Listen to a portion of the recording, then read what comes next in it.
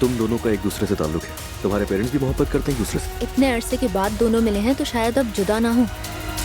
क्या मजाक उड़ाने आई हो मेरा? मैं सुबह से ही बहुत बुरा फील कर रही हूँ। मुस्तफा की मीटिंग खत्म होते ही वो यहाँ आ जाएगा, फिर हम दोनों उस औरत के घर जाएंगे। अच्छा, लेकिन मैं हर हाल में तुम्हारे साथ हूँ। मुस्तफा पर मुझे भरोसा है। तुम्हारा उस औरत से ताल्लुक है या नहीं? हो सकता है मुस्तफा अपनी बीवी को तलाक देकर तुमसे शादी कर ले। डॉक्टर साहिबा, मुझे लड़का चाहिए, लेकिन अब तक तय नहीं है। मैंने कह दिया तो कह दिया।